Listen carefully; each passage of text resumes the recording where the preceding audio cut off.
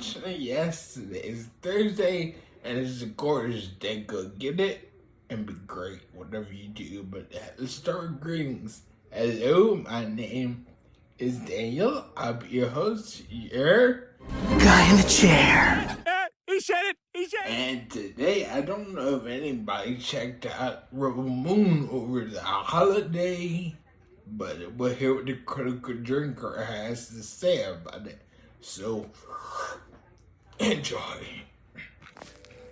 Right, unlike the subject of today's video, I'm not going to waste your time with long, tedious preambles that go nowhere and suck your will to live so that you end up looking more ill than the characters in this turd of a movie. Let's just get right down to it, shall we?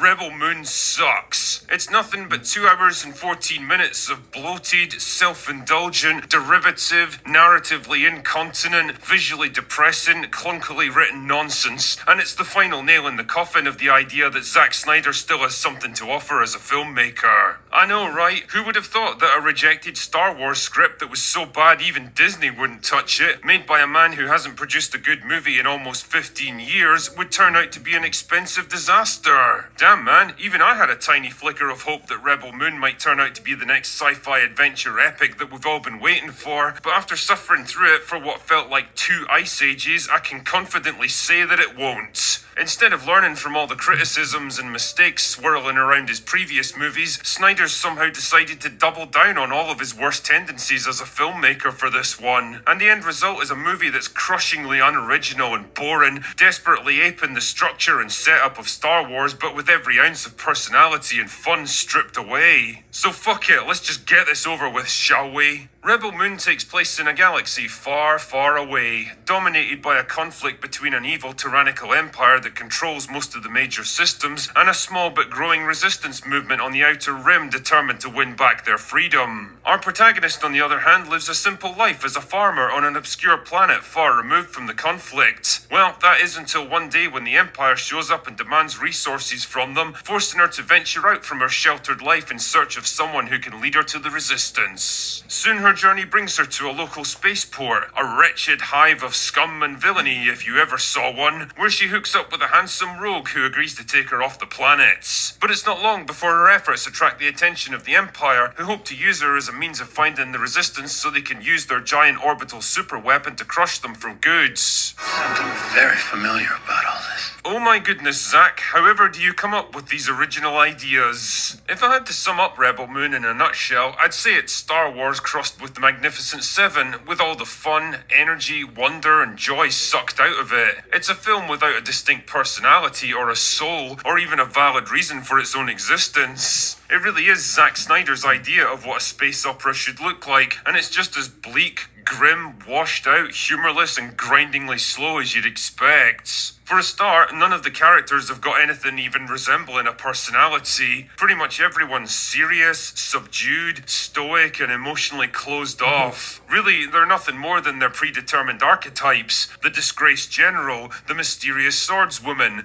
the untrustworthy smuggler, the exiled prince, and the wide-eyed farm boy. Jesus, even Cora, the main character, is your typical brooding ex-military operative with a dark past who just so happens to have a massive personal connection to the main antagonists. I know this because she straight up tells us her entire life story with a couple of excruciating monologues that go on forever and sound like they were written by a 12-year-old fanfic author. There's even a random droid voiced by Anthony Hopkins of all people who totally isn't trying to be C-3PO and who literally runs away about 30 minutes into the film and is never seen again. To be honest though, I can't really blame him because I certainly wouldn't want to be in this fucking movie. Considering it clocks in at well over 2 hours, it's amazing how little time and effort the script spends on the dynamics of the main group. Watching a ragtag bunch of misfits with different skills and personalities sparking off each other and learning how to work together is the kind of easy win that any half-decent writer can exploit, but there's just nothing to latch onto here. Part of the problem, like I say, is that there's no strong personalities to bounce off each other, but the other big issue is that none of the characters even seem to have unique skills they can use. The general never gets to use his military experience or strategic thinking to plan some big operation. The prince's royal connections mean nothing to the group's mission. The swordswoman barely gets to use her plasma swords that are totally not lightsabers, trust me. The end result is a bunch of sad, generic sacks thrown together with no particular purpose in mind that I don't know anything about and pretty soon stopped caring. When one of them sacrifices his life to take down an enemy ship in a supposedly tragic moment, I felt absolutely nothing because I barely even knew who he was. The protagonist isn't exactly a compelling window into this world either. Cora's just as boring and lifeless as everyone else in this movie, and she's not helped by an apathetic performance by Sofia Boutella. Boutella's been a star in the waiting for like 10 years now, and I'm beginning to suspect there's a reason she's never made it as a leading lady. Don't get me wrong, she's definitely got the physicality for a role like this, but she doesn't have the screen presence or the acting range to carry a film on her own. It's not much better on the production side of things either. The visuals are just as dark, murky, and washed out as every other Zack Snyder movie ever made, with the added bonus that most of the shots are frustratingly out of focus to the point where it feels like you're watching the movie through fucking cataracts. The action sequences are dull and lacking in energy, and overindulge Snyder's obsession with slow-mo shots at the most inappropriate times. And considering so much of the combat is up close and personal, the film's weirdly bloodless and neutered. You get the impression he wanted to do a much more gritty and violent kind of movie, but he was forced to hold back to get that all-important mass-market appeal. Don't worry, Zach, nobody's gonna watch this film anyway. Ultimately, if Star Wars was a dorky but enthusiastic teenager eager to have a game of D&D with you, then Rebel Moon is his moody, emo brother desperately trying to replicate what he thinks is cool and edgy, but with no real personality of his own. It's a film that lacks its own sense of identity and fails to inspire any sense of fun or adventure made by a man completely unsuited to the task he's given himself. Really, it was a waste of hundreds of millions of dollars, and more importantly, it was a waste of 134 minutes of my life. And for your sake, I suggest you don't make the same mistake I did.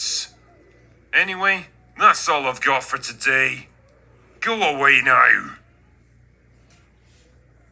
Hey guys, now I don't know about y'all. I didn't think it was that bad of a movie. I rather enjoyed it. But I'm just sad for movies. I don't like movies. I love movies. But you might be different. It's okay. But if it was Disney that did it, they would have put a chick in it and made her gay. But, and if you like your style, please don't forget to like it, comment down below, and then subscribe and hit the notification bell to be notified every time I post a new video, and share. Bye!